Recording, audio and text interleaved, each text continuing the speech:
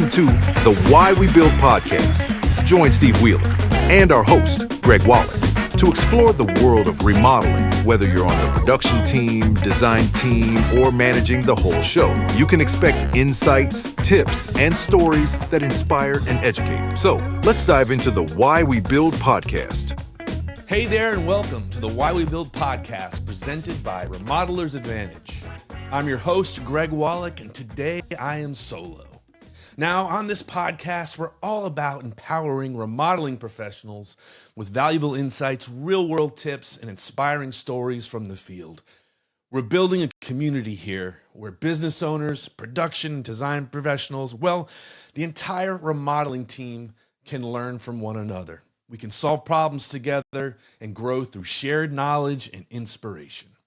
If you've got feedback, episode ideas, or a guest you think we should feature, I'd love to hear from you. Please reach out anytime, greg@remodelersadvantage.com.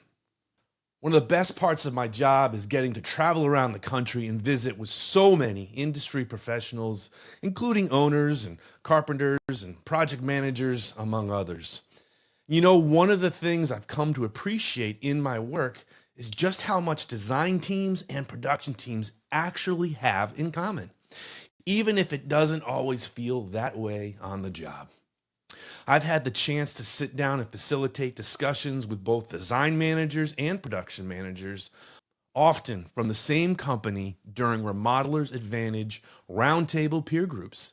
It's kind of wild how often they're talking about the same challenges. The design team is thinking about the way a design flows, the finishes, and the overall experience of the folks that will live in that space at the end. Production is thinking about schedules, sequencing, possibly structural considerations, and maybe even where they're going to park the trucks or place the dumpster. Both are under pressure to deliver, no doubt. Both care about the client experience, and both want the job done right. And honestly, both are often frustrated by the same stuff. We've got scope creep, late changes, unclear expectation. And that's the thing. It's not two teams. It's one team building the project, the same company, the same client. Now, the most successful and effective companies that I've worked with have figured this out. They've built habits where design and production talk early and often. They review plans together, walk jobs together, solve problems before they show up on site. They ask better questions, listen better, and start to really just trust one another. Now, when design and production work together, it's easier to learn from the last project, solve problems early, and keep everyone moving towards the same goal. On budget, on time, and delivery of an exceptional homeowner experience. So today I want to push past the usual divide and shine a light on what design and production really have in common. Now, over the past few weeks at Remodelers Advantage, we've been immersed in our spring roundtable season, and I've had a chance to sit in with a lot of great companies. And I've got to say, the same story keeps coming up. Production feels like design doesn't always see the full picture of what it takes to build, and somewhere in the middle, the homeowner's caught in the crossfire. Now, it's not usually said with any bad intent. Most of the time, it's just frustration. And it's based on the assumptions that these two parts of the business are naturally at odds. But that's not really the case. Now, what I'm seeing and what I want to talk through today is that tension that usually doesn't come from personality clashes. It comes from gaps. That's gaps in the context, gaps in communication, gaps in expectations. There is the tendency to fall into roles, design as the creative side and production as the practical side. Designers get labeled as idealistic and production gets seen as rigid. But those are just a shorthand ways of describing a job function. They don't reflect the whole person or the full value that each team brings. Now, I've worked with designers who are fiercely budget conscious and think 3 steps ahead on buildability. I've also worked with production leads who bring incredible creativity to the table and know how to solve a design problem on the fly. The truth is, creativity and problem solving live on both sides. The issue isn't who's right. It's that without shared context, it's easy to make assumptions, and those assumptions create friction. When you start filling in those gaps, you don't just fix the tension, you actually uncover a ton of alignment that's been there all along. Strip away the job titles and look at what both sides are really trying to accomplish. It becomes clear design and production aren't in separate lanes. They're in the same car, trying to get to the same destination without wrecking the project along the way. Now, both teams care about the client experience. They both want the project to stay on track. They both want the final result to be something the company is proud of. And whether they say it out loud or not, both are juggling a ton of pressure from clients, from leadership, from vendors, and from the limitations of, time and budget, schedule and cost. Design is trying to protect the vision, and production is trying to protect the build. But the best companies know you don't have to choose one or the other. The magic happens when those two goals are aligned from the start. I've seen it in companies where designers and project managers meet early in pre-construction, walk through plans together, not to check boxes, but to ask real questions. Will this cabinet configuration work with the soffit? Can we shift the window slightly to make framing easier? Those conversations don't slow the project down. They actually speed things up later by reducing surprises. It's also not about everyone knowing everything. It's about each team understanding what the other values and the constraints they're working within. And when that happens, there's a noticeable shift from blame to problem solving, from frustration to teamwork.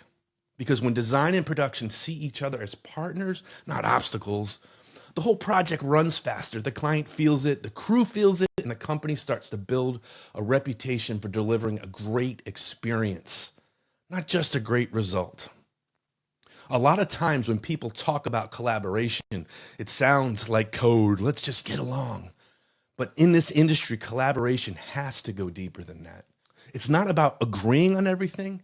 It's about solving problems before they show up on the job site. One of the best ways I've heard this described is in Dan Heath's book, Upstream.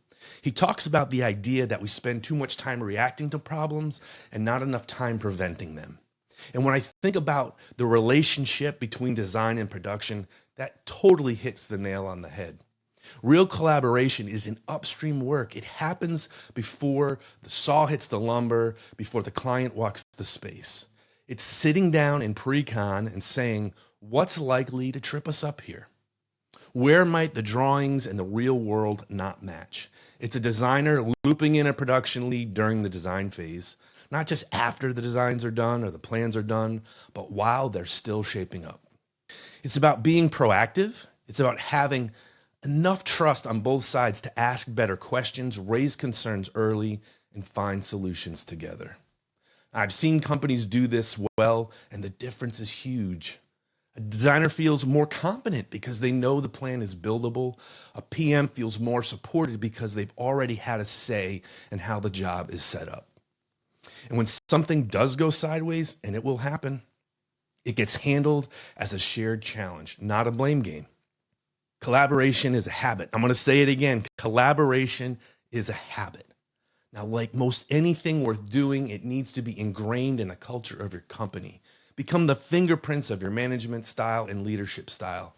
It should and can be modeled by you and your counterpart as a leader. And it pays off when you build enough upstream clarity that the downstream chaos doesn't hit quite as hard. I saw this play out recently with a company I've been working with. Now, their production manager and design manager used to work in silos. Plans would get handed off and production would just have to figure it out. It led to a lot of field adjustments, frustrated clients, and too many late night calls, those weekend calls, trying to fix what should have been caught earlier. We made a simple shift. They started holding joint plan reviews before anything was finalized. Just 30 minutes, no agenda beyond what's unclear, what's likely to break, what needs to be adjusted now so it doesn't blow up later. And it worked. On one project, the PM flagged a tricky mechanical chase that would have forced a framing change and delayed inspections. But because they caught it upstream, the designer made a tweak to the layout before the client even saw the final drawings.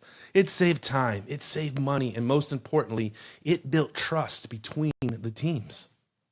That's the kind of collaboration we're talking about. It's not flashy, it's not dramatic, but it keeps projects on track and relationships intact. When that becomes the norm, the company doesn't just run better, it grows stronger. If you want a stronger collaboration between design and production, don't wait for the perfect team or the perfect moment. Start building small habits now. Close the gap, day by day, job by job. Here are a few that I've seen that work really well. First, shared pre-construction walkthroughs. Now, before the job kicks off, get the designer and the production lead on site together. Even if it's just for 15 minutes, 30 minutes, walk the space, talk through the drawings, and look at potential pain points together. These walkthroughs shift the tone from handoff to partnership. Number 2, quick weekly design production check-ins. Doesn't have to be a formal meeting, but it should be scheduled, it should be deliberate, and you should turn your phones off. A 15-minute call or stand-up huddle just once a week, just to talk through what's coming up, what's unclear, and where field feedback needs to go, can make a massive difference. You'd be surprised how often, I don't know, turns into we're on the same page with one short conversation. Number 3, buildability reviews during design development. Encourage designers to loop in production leads while drawings are still evolving. Ask what in this plan can make life harder in the field. Instead of seeing that feedback as criticism, treat it like a quality check, QA, QC, whatever your company calls it. This protects both the schedule and the design intent. Number 4, field feedback loops. Feedback loops, one of my favorite concepts in all of management. Make sure you have your production team share photos or quick videos of smart field solutions, layout tweaks, or issues they've had to work around. Designers don't often get to see what gets changed on site. That kind of real-world feedback can improve the next plan and build mutual respect. Number 5, use language that builds the bridge. Simple language shifts matter. Instead of saying design did this or production messed this up, start saying we missed this or what could we do differently next time. The words we use create the culture we live in. Collaboration doesn't need to be complex. It just needs to be intentional. A few consistent habits can turn friction into trust and handoffs into handshakes. If there's one thing I hope you can take away from this episode, it's this. Design and production are not on opposite sides of the table. They're actually sitting on the same side, looking at the same challenge, just with different tools in their hand. The more we create space to listen, share context, and build simple habits together, the smoother the process becomes for everyone. Again, it's not about sides. Reach out to your counterpart. Ask, what's one thing I could do to make your job easier? Think of it as unconditional service to others. Service to others is so important to me.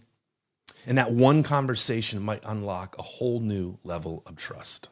If this episode sparks something for you, I'd love to hear about it. Shoot me a note, greg@remodelersadvantage.com, especially if you've got a story, a question, or a guest idea for a future episode.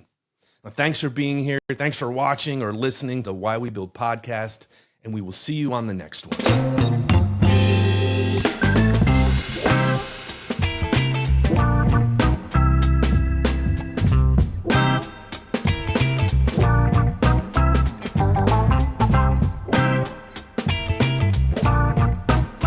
That's it for this episode of the Why We Build podcast.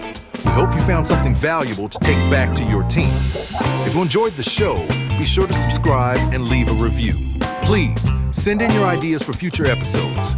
Thanks for listening, and we'll catch you on the next one. If you want more information about our Roundtables program, production manager groups, design manager groups, consulting services, or any of the Remodelers Advantage offerings, please visit remodelersadvantage.com or email greg@remodelersadvantage.com.